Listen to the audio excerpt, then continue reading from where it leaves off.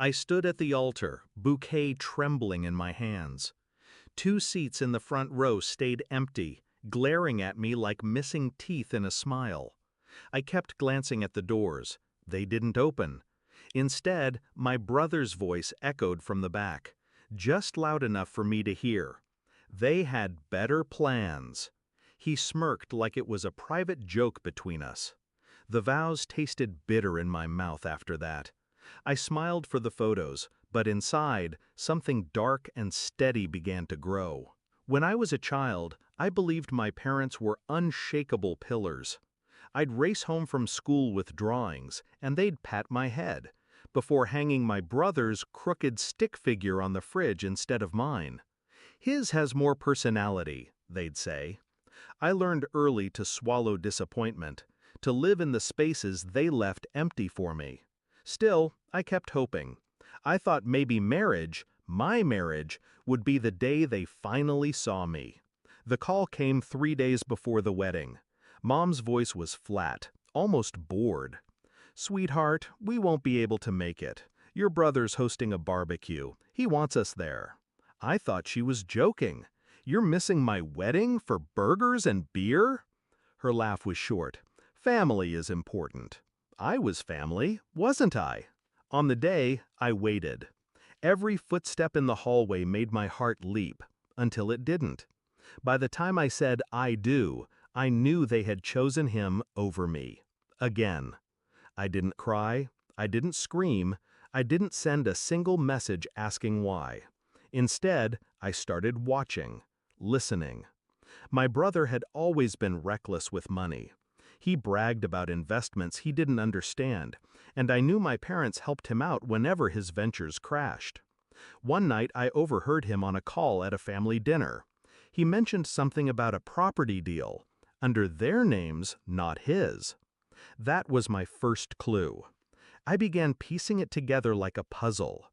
A joint account in my parents' names, a property deed signed by all 3 of them, loans disguised as gifts. They weren't just enabling him, they were tied to him legally, which meant they were vulnerable. I spent months in the background quietly collecting copies of property records, screenshots of online listings, a discreet meeting with a real estate lawyer. The lawyer confirmed it. My brother's investment was a sinking ship. And because my parents were co-owners, their assets would go down with it if the mortgage defaulted. The plan came together naturally. I didn't need to ruin him. He was already doing that himself. All I had to do was make sure I wasn't in the wreckage when it happened. Step 1, sever every legal tie between us. I had my will rewritten, my name changed on old documents, every financial link erased. Quietly, cleanly. Step 2, make them lean harder on the property.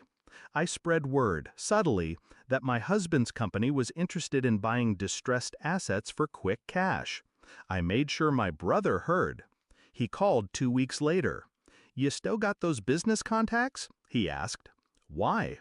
"Just wondering if they'd be interested in a property. Quick sale." I played dumb, promised to ask around. When they sold, it was for far less than they'd paid.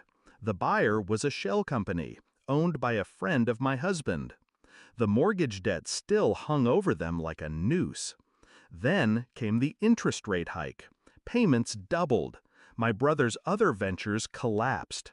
And suddenly, the 3 of them were drowning in letters from the bank. That's when I made my move. It was a Sunday lunch. I arrived uninvited, dressed in the same white dress I'd worn at the wedding.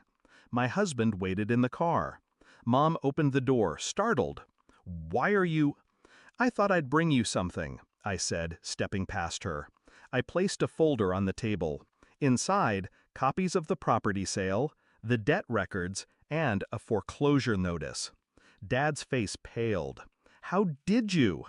"I told you once," I cut in, "family is important." My brother's jaw tightened. "You set us up." "No," I said calmly, "you set yourselves up.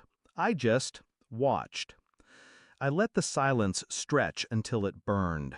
You missed my wedding, I said finally, for a barbecue. No one spoke. You made your choice. I made mine. I turned to leave, but stopped at the door. Oh, and one more thing.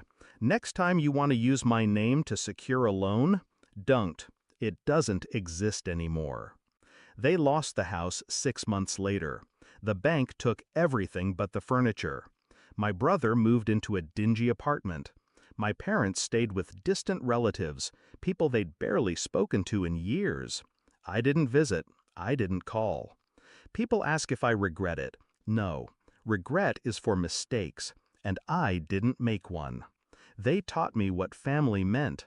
I simply returned the lesson, word for word.